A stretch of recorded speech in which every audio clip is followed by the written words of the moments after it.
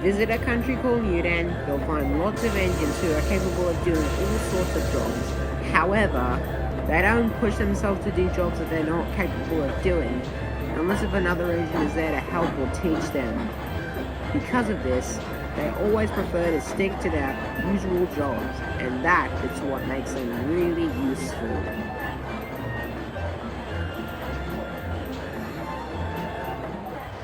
One morning, Morris and Dromayn were steaming up and getting ready for the day.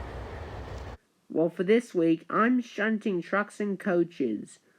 And I'm guessing that you're still taking the express, Dromayn? Indeed I am. I ain't shunting lame trucks and coaches like a lame engine. Dromayn, that is really, really hurtful, mind you. Dromayn, this is really hurtful, mind you. I don't care. I'm a big, important engine. Morris was just about to reply with anger when he came up with a very cheeky idea. How about this, Dromayn? I do your jobs today, and you do mine. That way you can show me that you are a big, important engine. Alright then, little Morris. I accept your little challenge. Very well, little challenger. Then I suggest you get the express ready for me. I'll be seeing you later.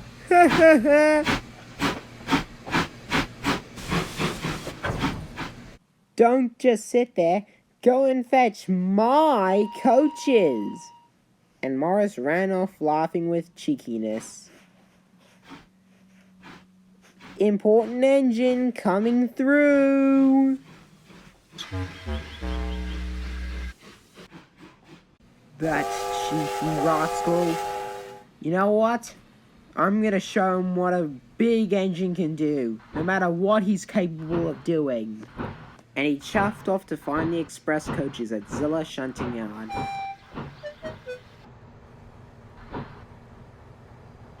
At the shunting yard, it was not very busy. When Dromayn arrived, Wolf, the engine who normally works there, was quite surprised to see such a big engine like Dromayn himself arrive at the shunting yard. For a minute, he thought he was here to collect a goods train.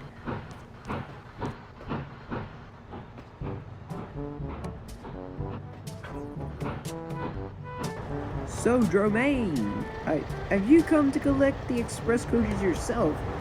I'm telling you, that would save me a lot of time. No, I've come to fill in for Morris while he's taking the express today. Do you happen to know where the coaches are? Well, the express is just over by those trucks over there. Think you can shunt them? Of course I can. Alright, good luck. But when Dromayn saw the express coaches, he remembered something that was plainly obvious. He had no front coupling. But Dromayn wasn't worried at all. I may be a boastful engine at times, but I'm also an intelligent engine. Now all I need is a turntable. And he chugged off to find the nearest turntable. Meanwhile at Zilla Station, Morris was waiting for the express coaches very impatiently.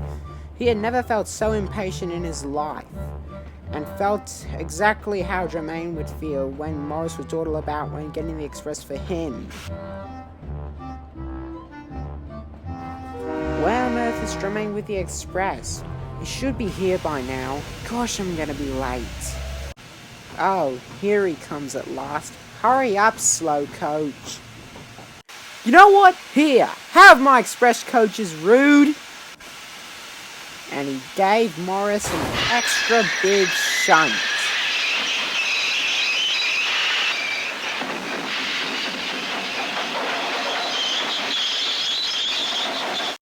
Morris was just too disgusted to say anything. As soon as the guard blew his whistle, Morris set it off. But the coaches were extremely heavy. Oh, come on! Important engine coming through! Can't let myself down! Morris did gain some speed, but it was nowhere close to full speed. The coaches asked if he wanted a little help, but Morris refused to have any help at all. So therefore, he strained for the rest of the journey. What a determined little engine. Hope he can do it. I'm sorry to say, but no matter how hard he tried, he couldn't go any quicker.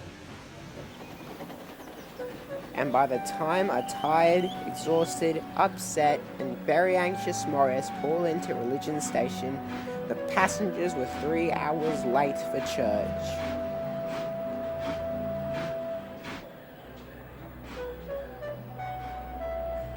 The passengers then started to boo and say what a bad railway it was. Morris was horrified. He had never felt so horrible in his life. As for Dromayn, he wasn't having that much luck either, especially when he kept crashing into loads after reversing too quickly. Ugh, this is so embarrassing. Hang on, Dromayn, I'll get the breakdown crane for the 38th time. That evening, Mr. Grant came to speak to Morris and Dromayn. He was not too happy about the tobacco. Now, Morris and Dromayn, I know you two don't always get along, but betting about it is not going to solve the problem at all. Yes, sir. Sorry, sir. Now, Morris, for your punishment, I want you to stay in the shunting yard for a week. Darryl will fill in for your mainline services and your branch line services. And as for you, Dromayn, you'll be pulling freight trains for a week while Brianna will fill in for the express for that period. What? But sir, the express is like my only child to me. Accept your punishment, Dromayn, or else you'll be staying in the shed for a week. So Dromayn accepted his punishment, but he was so embarrassed. Oh, well, I'm glad that you two know now that bits don't always work. Well, let's hope that this doesn't happen again in the near future.